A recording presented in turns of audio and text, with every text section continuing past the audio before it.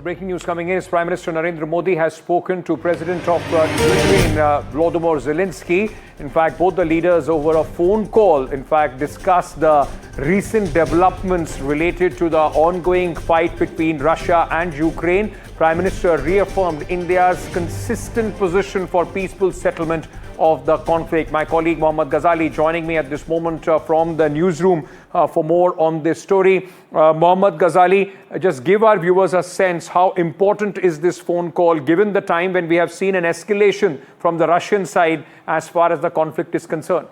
See, the first significance is that Mr. Zelensky had been calling the Western leaders all this while since the announcement that Mr. Trump and Mr. Putin are going to meet in Alaska. He was upset about the fact that Ukraine has been excluded from that meeting. So despite calling the Western leaders, he also thought of calling India's Prime Minister Modi. That itself shows that India is the voice of Global South. Prime Minister had met him earlier as well. He had already spoken to Mr. Putin as well. Now this conversation is happening before the 15th August meeting, which is going to happen in Alaska, and India, yet again, Indian Prime Minister reiterating the fact that India has always stood for the peaceful negotiation of this conflict. Dialogue and diplomacy is the only way out, and this is not an era of war, is what the Prime Minister spoke when he had met Putin, when he had met Mr. Zelensky as well, and yet again he reiterated the same fact in this conversation as well.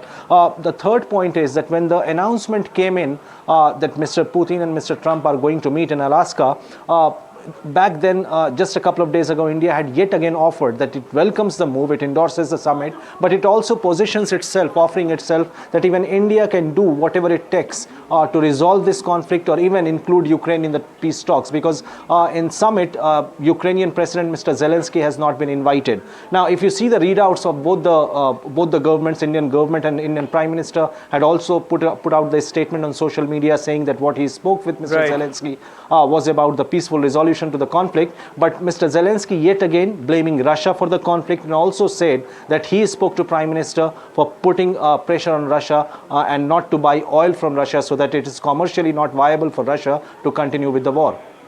Stay on with me, Mohammad Ghazali. Let me just very quickly read out for our viewers what the Prime Minister has put out on X after this phone call. The Prime Minister has said, glad to speak with President Zelensky and hear his perspectives on the recent developments. I conveyed India's consistent position on the need for an early and peaceful resolution of the conflict. India remains committed to making every possible contribution in this regard, as well as to further strengthening bilateral ties with Ukraine. Mohammad Ghazali, quite important because, on one hand, we have seen how Trump's blow hot, blow cold relationship with Russia and with Mr. Zelensky as well.